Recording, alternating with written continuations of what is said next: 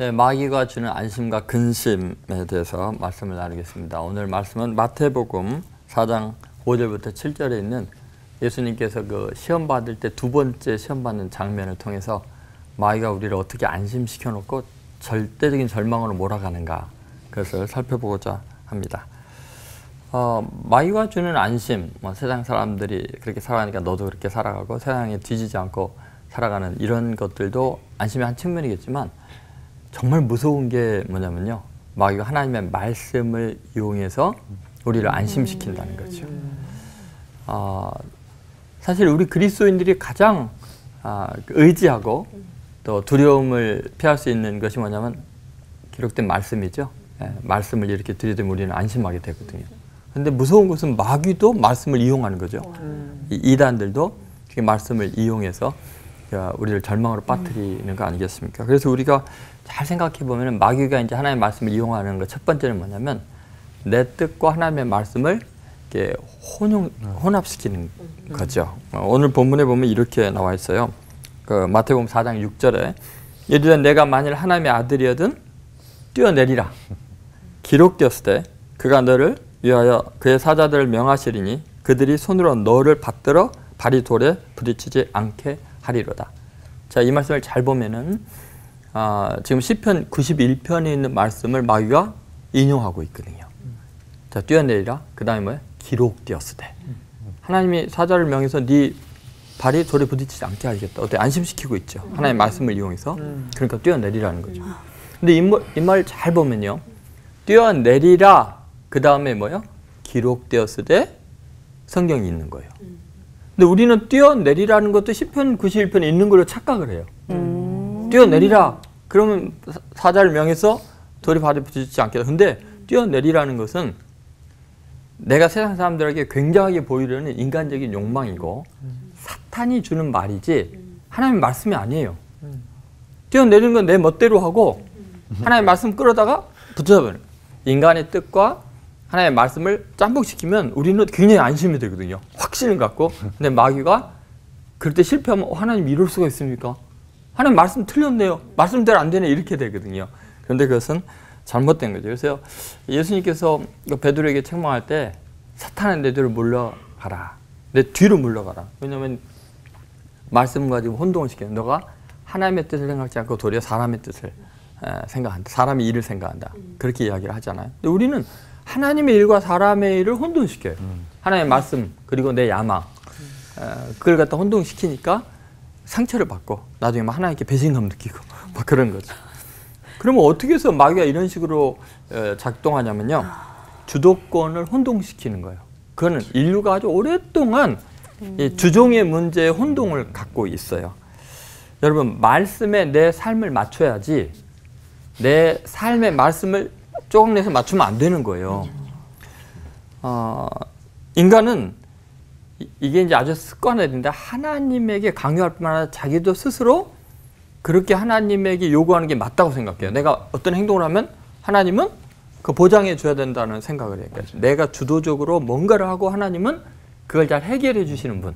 그래서 말씀을 인용하는 경우가 많죠. 인간은 이게 습성화되어 있어요.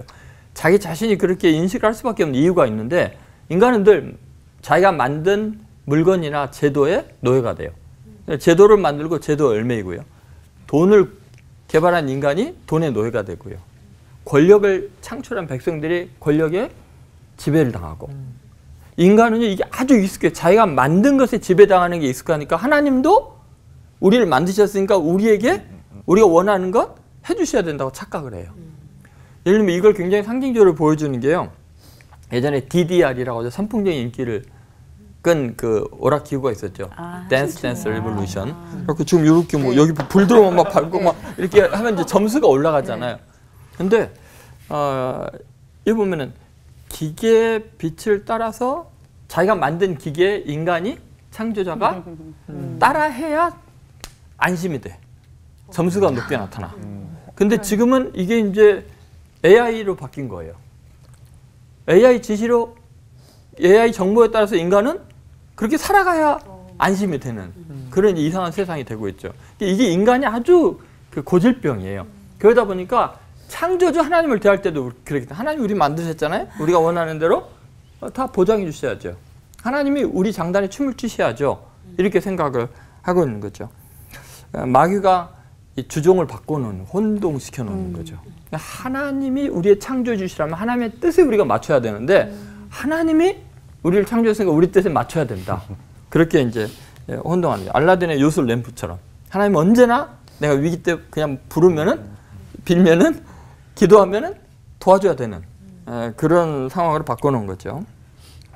그래서 마지막으로 우리가 생각해 이런 거죠. 예수님은 그럼 이걸 어떻게 낙심하지 아니하시고 속지 않고 이기셨는가? 주종을 분명히 하는 거예요. 예수님은 주 너의 하나님을 시험치 말라고 대답을 하시거든요. 참 뛰어내리라 그래야 발이 덜 붙지 않겠다고 했는데 예수님의 대답은 신명기 6장 16절 말씀이에요. 주 너의 하나님을 시험하지 말라. 무슨 말이냐면 너 피조물이야. 하나님이 주인이야. 너는 노예야. 근데 네 마음대로 뛰어내리고 보장하라는 그런 너희가 어딨냐? 하나님의 주대심에 대해서 정신 차려. 마귀에게 속지 말아라.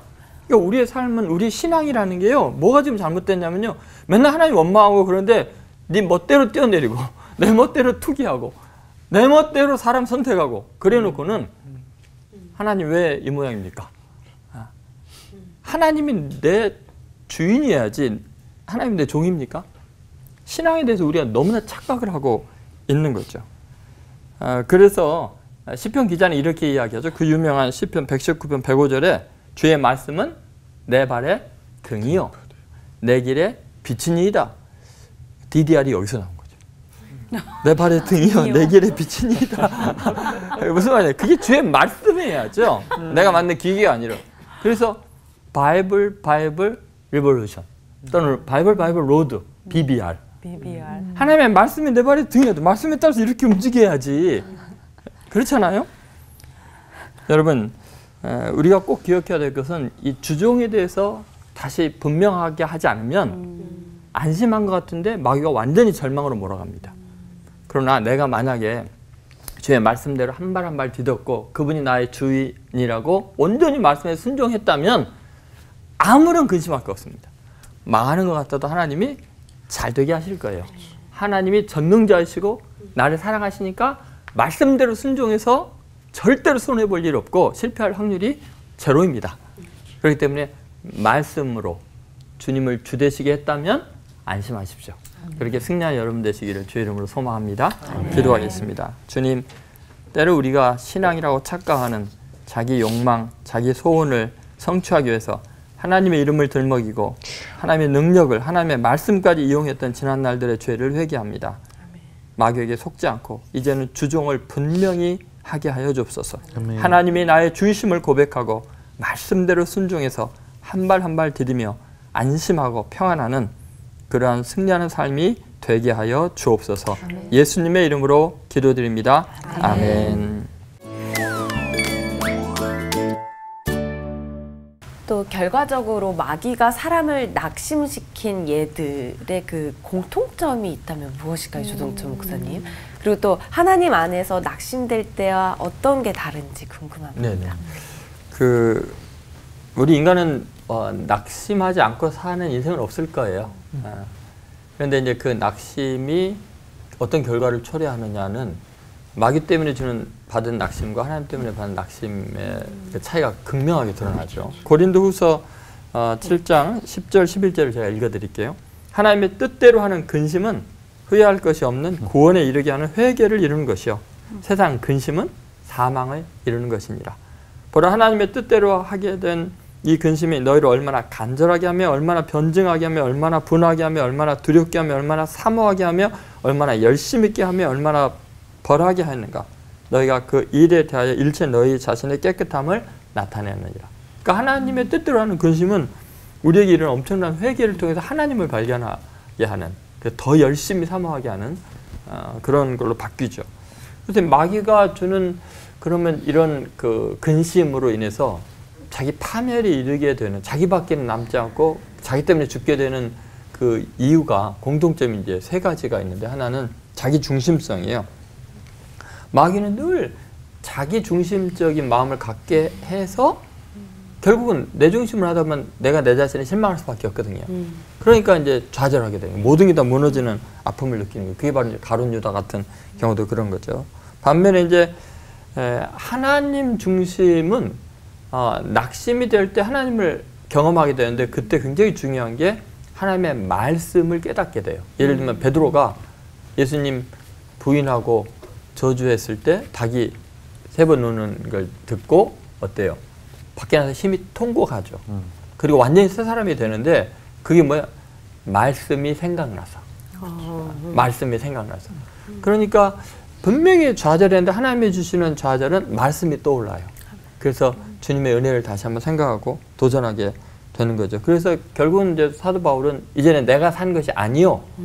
내 안에 그리스도께서 사신다. 나는 죽고 그리스도만 명료해지는 거죠. 그러니까 하나님이 주신 낙심을 경험한 사람의 고백이고 두 번째는 이 교만함인데요.